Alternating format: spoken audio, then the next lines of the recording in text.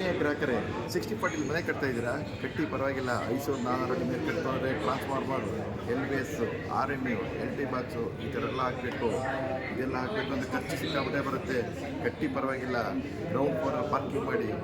Lift ಇರುತ್ತೆ. Lift area ನಾವು 50% ತೊಗೊಳ್ತೀವಿ ಎಸ್ಟಿಮೇಟ್ಗೆ. ನಾವು ಮೆಸ್ಕಾಮ್ಗೆ ಎಸ್ಟಿಮೇಟ್ಗೆ ಹೋದಾಗ ಲಿಫ್ಟ್ ಏರಿಯಾ 50%, ಪಾರ್ಕಿಂಗ್ ಏರಿಯಾ 50%. ಇಷ್ಟೆಲ್ಲ ತೊಗೊಂಡ್ರೆ ನಿಮಗೆ 5,400 ಅಡಿಗಿನ ಒಳಗಡೆ ಬರುತ್ತೆ. ಆವಾಗ ಟ್ರಾನ್ಸ್ಫಾರ್ಮರ್ ಹಾಕೋಂಗಿಲ್ಲ, LBS ಹಾಕೋಂಗಿಲ್ಲ, LT ಬಸ್ ಹಾಕೋಂಗಿಲ್ಲ. ಎಷ್ಟೊಂದು ಖರ್ಚು ಇಷ್ಟ ಗೊತ್ತಾ ನಿಮಗೆ?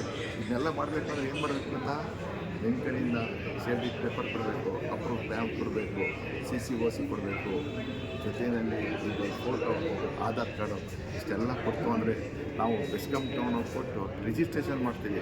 ರಿಜಿಸ್ಟ್ರೇಷನ್ ಆದಮೇಲೆ ಎಸ್ಟಿಮೇಟ್ ಆಗುತ್ತೆ. ಎಸ್ಟಿಮೇಟ್ ಆದಮೇಲೆ ಪವರ್ ಸ್ಯಾಂಕ್ಷನ್ ಆಗುತ್ತೆ. ಆದ ತಕ್ಷಣ DD ಕಟ್ಬಿಟ್ಟು ವರ್ಕರ್ ಹಾಕ್ಸ್ತೀವಿ. ವರ್ಕರ್ ಆದಮೇಲೆ ಮೀಟರ್ ಪರ್ಚೇಸ್ ಮಾಡಿ ನಿಮ್ಮ ಮನೆಗೆ ವಿದ್ಯುತ್ ಕೊಡ್ತೀವಿ. ಓಕೆನಾ? ಈ ಎಲ್ಲ ಅನುಕೂಲ ಆಗಬೇಕು ಅಂತಂದರೆ ಈ ನಂಬರ್ಗೆ ಫೋನ್ ಮಾಡಿ. Thank you.